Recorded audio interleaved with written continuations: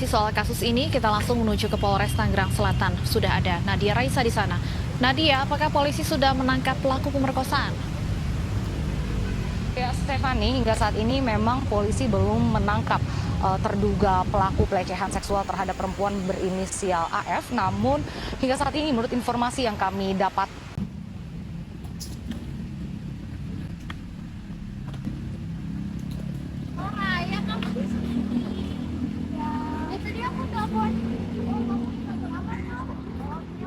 Kamu lagi nonton apa nih, Rai? Ini aku lagi nonton berita tentang pelecehan seksual. Makin banyak aja ya pelecehan seksual sekarang. Iya, apalagi ke perempuan. Iya juga sih. Tapi gak menutup kemungkinan kalau ke pria juga gak sih? Iya sih. Bener sih, jadi semua orang tuh pasti kena pelecehan gitu. Iya, Serem banget ya. iya. Kasian banget korbannya. Kita berangkat sekarang gimana? Ayo dah, oke yuk. Yuk.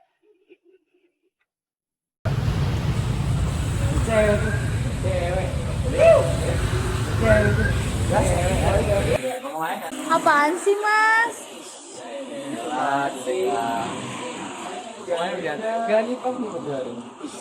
Apaan sih? Udah sih. Tegang aja. Ih, udah cepet.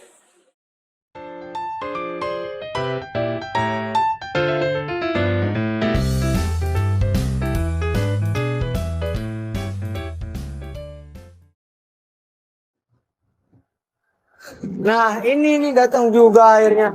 Dia mana sih, lama banget? Lihat ini hujan. Ini ya suka nggak apa-apa lu.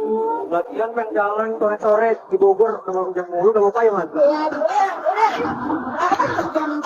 Kenapa emang? Hari ini sih ada kepolisian,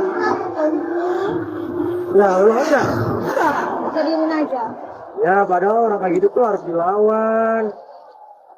Soalnya kan catcalling itu udah termasuk sexual harassment ya, yang kita tahu, dan juga udah ada peraturan perundang-undangannya. Jadi budaya catcalling itu gak boleh lah kita biarin mengakar kuat pada budaya masyarakat Indonesia. Kita gak boleh menormalisasi. Tentu pada risih kan, jujur aja. Iya. Makanya. Udah nih. Ya udah, ayo. Kita udah nunggu di atas.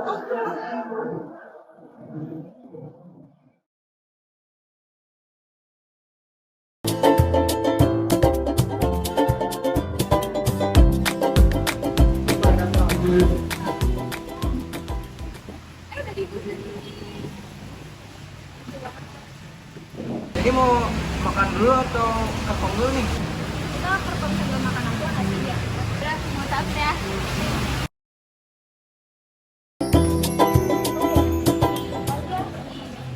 Agak dramatis aja nanti Iya. ekspresinya. Banyak motif tau di HP aku ada banget. Mana tuh? Gak tau namanya, nggak aku kenal gitu. Waduh. Ntar kayak tuh donat lagi bagus. Astagfirullah. Ih, Ih, serem banget. siapa itu? Gak tahu. Apa sih? Blokir. Apa aja? Kaget banget gua sumpah.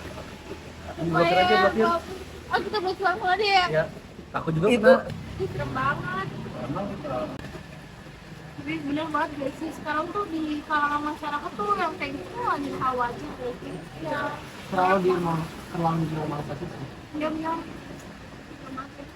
Banyak banget normalisasi seksual harassment itu dengan Dan ya biasa aja gitu bener-bener khawatir. Dan kalian buat orang-orang kayak gitu itu ngapain sih? Kalau saran aku sih mending speak up aja di kayak sosial media gitu, kan pasti banyak yang nonton juga, jadi tahu gitu biar yang lain juga ikutan speak up. Saya adalah manusia bebas mengenakan dan melakukan apapun yang saya suka. Saya memiliki kehendak sepenuhnya atas tubuh saya, dan tolong Anda jangan ganggu itu. Video ini teruntuk kamu yang masih menormalisasi tindakan catcalling, mengirimkan foto-foto vulgarmu kepada saya, serta pelecehan lainnya. Jangan biarkan budaya pelecehan seksual ini mengakar kuat di Indonesia. Stop sexual harassment.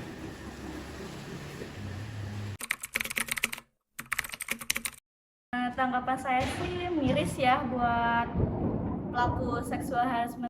Saya mengenai pelecehan seksual di Indonesia sekarang makin banyak kasusnya ya, apalagi di angkutan umum seperti di kereta, angkot, dan bahkan sekarang udah sampai jalan raya, patroli. Soalnya kayak mereka kan menyimpang ya, pasti pikiran mereka jadi menyimpang juga kan. Terus kasihan juga kan para korbannya, bisa bikin trauma buat mereka. Padahal pelakunya pun gak mikirin soal kayak begituan, malah jadi hal lumrah buat mereka. Gitu sih.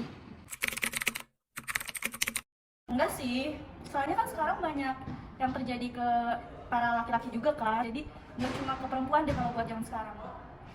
Tentu jelas tidak ya, karena beberapa kemarin juga ada kasus pelecehan seksual terhadap laki-laki di mall, di suatu mall.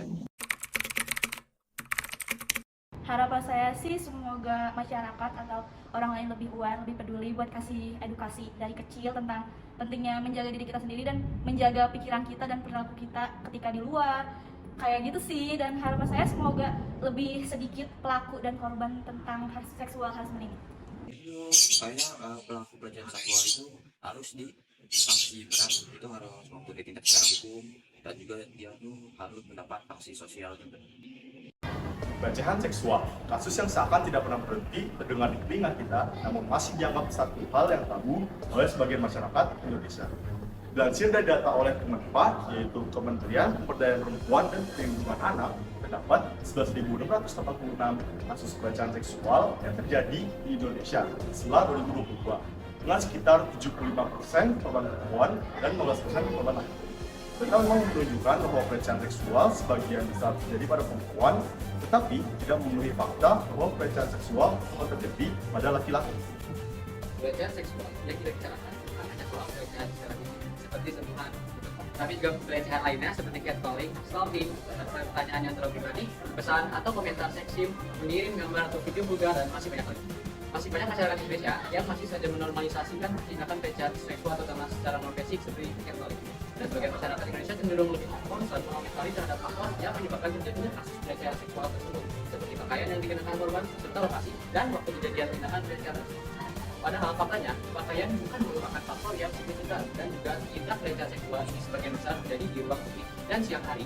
Hal yang seharusnya menjadi concern bagi kita adalah bagaimana cara yang tepat untuk memberikan pertolongan terhadap korban dan juga mengupayakan hal-hal untuk mengurangi kasus pelecehan seksual di Indonesia. Belum banyak masyarakat Indonesia yang sadar akan dampak negatif yang dialami oleh korban pelecehan seksual. Korban pelecehan seksual dapat mengalami ketakutan, rasa malu yang besar, frustasi, menyalahkan atau mengisolasi diri sendiri, merasa dirinya tidak berharga, stres, depresi, dan bahkan bunuh diri. Penyebab dari maraknya kejadian pelecehan seksual salah satunya karena kurangnya sex education yang diterima oleh pelaku pelecehan. Kebanyakan masyarakat Indonesia berpikir kalau sex education itu mengarah ke pornografi dan konten-konten dewasa yang nggak seharusnya jadi konsumsi anak-anak di bawah umur, serta dipandang bukan budaya Indonesia dan terlalu liberal. Namun faktanya, sex education seharusnya membuat anak-anak muda menjadi makin sadar dan aware akan pentingnya menjaga diri sendiri, bukan malah membuat diri ke seks bebas. Pelecehan dapat terjadi dalam sekejap mata di hadapan kita. Namun faktanya kebanyakan masyarakat Indonesia hanya berdiam diri menyaksikannya tanpa melakukan apapun, karena terlalu terkejut, bingung, takut ataupun tidak tahu harus melakukan apa. Dilansir dari standupinternational.com, hanya sebesar 25% yang menyatakan bahwa ada yang menolong mereka dalam kasus pelecehan ini. Lantas, apa yang dapat kita lakukan ketika melakukan pelecehan di tempat umum?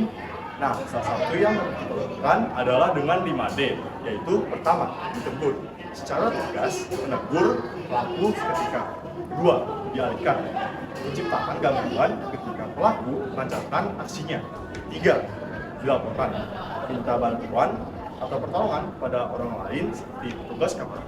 Dan keempat, tenangkan korban, tanyakan bantuan apa yang bisa diberikan.